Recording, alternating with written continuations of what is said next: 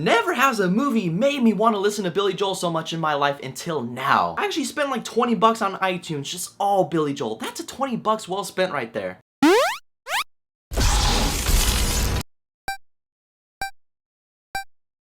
Okay, so Trainwreck. So Trainwreck follows the story of a girl named Amy, which all her life she has been told that monogamy is an unrealistic aspect in relationships, which now, 23 years later, she still believes in that ideology. Basically walking around and sleeping with other dudes cause she was raised that way. She now works as a writer for this magazine company in which she gets assigned to write this new article about this upcoming sports doctor named Aaron Connors. And as she gets to know about his game-changing work in the sports medicine field, they start to get into a relationship which freaks out Amy since she starts readjusting her previous habits. Now, Trainwreck was directed by Judd Apatow, the guy who brought his 40-year-old virgin, Knocked Up, and This Is 40. There's a lot of 40s in there. He helped create and produce quite a bit of comedies that may in fact go down as classics the past decade. This guy is an extremely talented writer. And I was looking forward to Trainwreck because it looked like Judd Apatow was going back to form since the last time we saw him direct in This Is 40. And I tell you, this movie is the complete opposite of its title because it may be one of Judd Apatow's best yet. The thing with Judd Apatow movies is how realistic and relatable all the main characters are in the situations they're put in. All that was brought to life through the performances. You have Amy Schumer as the lead, who's the definition of a woman who says that all her friends are guys because they're less drama, but she is so damn likable. And for anybody out there who wants to correct me, it's just what her character is. She just throws herself out there in the sexual aspect. She lets everybody know in the beginning is like, hey, don't judge me, just listen to my story, and I did.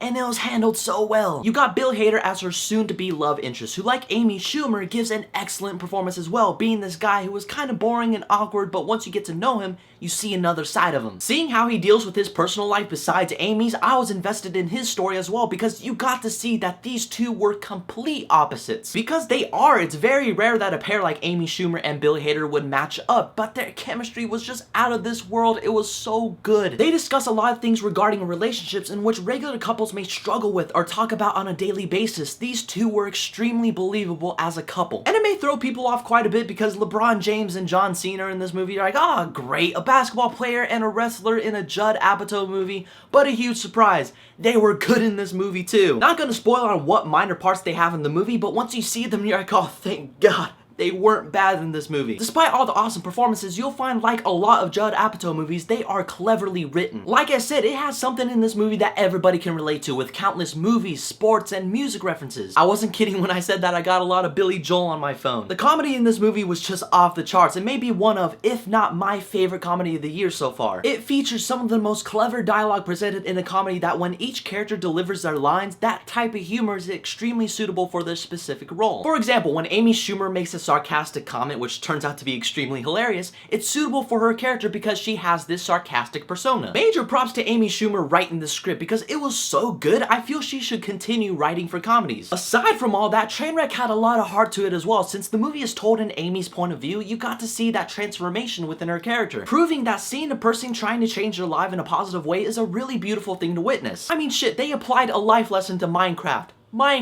It takes skill right there. But because the movie brings that sort of comedy that Amy Schumer brings on screen, it sometimes becomes out of place. Trainwreck at times would dive into a serious moment, and her character trying to relieve it with comedy, I'm like, this isn't the right time. And during those parts where it gets serious, there's a bit of pacing issues with Amy and Bill's character that didn't really flow too well. But overall, those were the few problems I had with the movie. Yeah, there were flaws and they were noticeable, but I really liked Trainwreck. Because in the end, Trainwreck was a cleverly written movie that may be one of Judd Apatow's best yet. The performances were great, the chemistry between Amy Schumer and Bill Hader was crazy good. A few flaws here and there with the comedy balance and the pacing issues, but they're really hard to find some flaws in here. May as well be my favorite comedy of the year so far because I say if you want to see Trainwreck, it is definitely worth the full admission. Be sure to buy your $20 worth of Billy Joel. Great date movie too. If your boyfriend/girlfriend doesn't want to see Ant-Man this weekend, Trainwreck is a great alternative. Yeah, I don't know one person who doesn't want to see Ant-Man this weekend. So Trainwreck, have you seen it and what did you think about it? Whatever your thoughts are, leave a comment below. And as always, there's a link for my Twitter and my Facebook below as well. Keep in contact with me. Don't forget to hit that subscribe button.